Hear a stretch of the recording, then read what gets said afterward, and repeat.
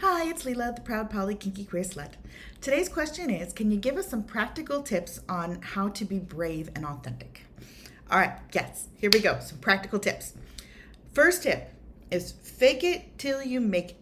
And what I mean by that is a lot of times we are ruled by our fear of how we'll be perceived, of being rejected, of being not pretty enough, not smart enough, not how we're going to look to others.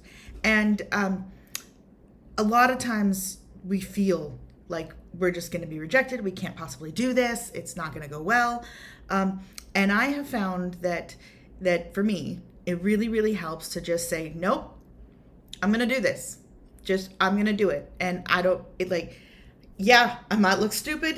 Yeah, it might not work. Yeah, I might make a complete fool of myself, but that's okay.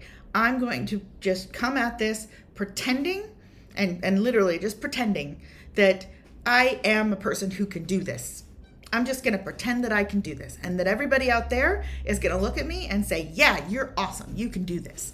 And what I found doing that is that a lot of times, not every time, but a lot of the time, you do that and you find out that people did see you that way, that it was well received, that you are able to be that person and embody that person. Another part of fake it till you make it, though, is that you have one of those experiences where you push and you're super scared and you're pretending that everything's going to be okay, and then everything is okay, but there's still that part of your brain that wants it to not be okay, and that part of your brain is going to make you feel bad. That part of your brain is going to give you what in kink we would call a top drop or a sub drop. Like you're putting yourself in a situation where you're emotionally activated, where you're afraid and you're pushing yourself. There is a counterbalancing chemical reaction in the brain that will make you sad, that will make you scared, that will make you get off that stage and start shaking, that will make you cry the next day for no good reason. So just know that that's a consequence that's coming, and be prepared for that and plan to take care of yourself when that happens, because it's okay. It's absolutely okay. And it absolutely doesn't take away from the achievement of doing the brave thing. In fact, it reinforces that brave thing you did was all the more brave. Another tip is put yourself in situations where you're going to get the kind of feedback that you want. So that means specifically asking people for the kind of feedback you want. So, for example, I might go to a friend and say, hey, I'm feeling really bad about myself today. Would you please tell me 3 things about me that you like? It's absolutely fine to ask those kind of questions. And I know it's awkward. I know it's really awkward, but if you can trust that this person's going to be honest with you, that kind of feedback can really help. Another thing that you can do is, there are forums out there that exist specifically to help build you up. So, for example, FetLife is great if you want to put yourself out there in a more sexual way, because you'll get likes and compliments. There are several Discord servers, the right social media groups, the right kind of almost support group kind of social media can be places there's this private Discord server that I'm a part of that's got a few hundred people on it, where it's run by a friend of mine who's really doing good work with it. I really appreciate what he's doing with it. I won't give the name because it is a private server, but people there can just say, here's what I'm doing, and it's understood that gets positive feedback and gets appreciated. So putting yourself out there gets you more appreciated. Another thing that you can do to get simple, reassuring self-esteem bumps, and the more you build your self-esteem, the easier it is to be brave, the easier it is to be authentic. So another thing you can do for just practical self-esteem bumps, wear a piece of clothing that is a statement. So this is it's a kitschy trick, right? But seriously, put on a jacket that stands out in a bright color. Put on, D&D earrings. I have a pair of bright pink tennis shoes. I find I have a dress with space print on it, and it doesn't have to be anything particularly expensive or high fashion. As a matter of fact, it absolutely doesn't have to be any of those things. It has to be something that makes you feel good to wear, that you look at and you're like, that's cool, I like that. And then it has to be something that stands out, that you're not going to see all the time from everybody. And what happens is you get the random occasional compliment from a stranger when you do that. People are much more likely to just say, wow, that's a really cool jacket. Wow, you look great today. If you're putting yourself out there with a statement piece that just says, I'm looking for attention.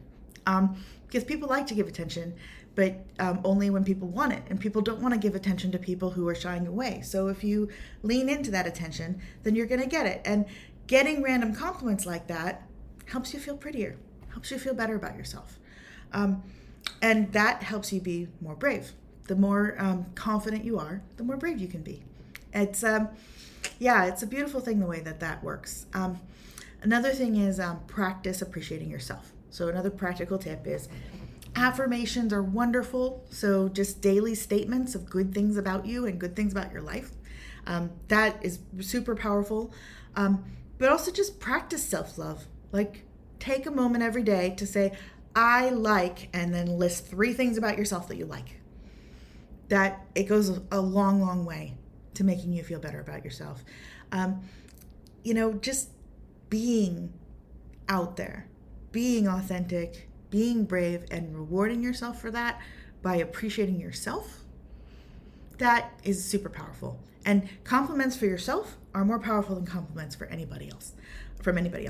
And I'll just close with this. So I heard a saying once, I don't remember where, but that if someone heard you talking about the way you talk to yourself as though you were talking about someone else. So, for example, like your negative self-talk, your self-talk that's going in your head. If you were to report that to a friend, but instead of saying it was your own brain, say, this guy that I know was telling me that I'm overweight, that I'm not smart enough, that I'm going to mess everything up, then your friend would tell you that that is an abusive relationship, that you are in an abusive relationship and you need to cut that person off.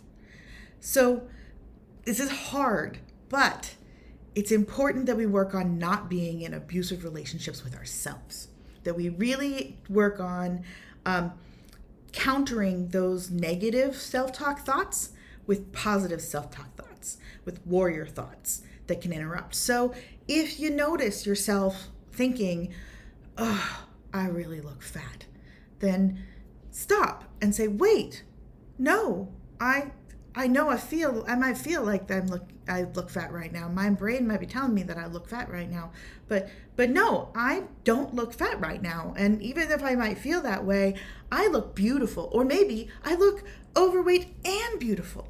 And then just start by just noticing that negative self-talk and then counter it. And you don't have to do it perfectly. It's not going to be like always right. But it's a practice. Practice making a habit of when you notice yourself thinking, I'm dumb. Oh God, I was so dumb. I can't believe I made that mistake. Just noticing that you said that to yourself in your head, and then stop and say, but no, I did just fine. I am a human. I make mistakes like everybody else, but it's okay. And you know what? I'm plenty smart enough. I've done lots of smart things in my life. Just taking the moment to have that thought can really help you feel better about yourself. I really believe in confidence. I really believe in pride, and that really starts with allowing yourself to be happy and to be confident. And that's a practice, and it takes time. And the important thing is just to try, just to keep showing up and being yourself and trying. And remember, you're doing great. You are doing great. And whatever you're doing in life, you're doing what you're supposed to be doing, and you're doing wonderfully. That's true for most people. Almost everybody I've ever met is doing really wonderfully in elements of their life and is underestimating the degree to which they are succeeding in life. And you are succeeding in life. You really are. So take that in and believe it and own it. You're doing really great. Thank you. I'm Leela, the proud poly kinky queer slut. And remember, you can ask me anything.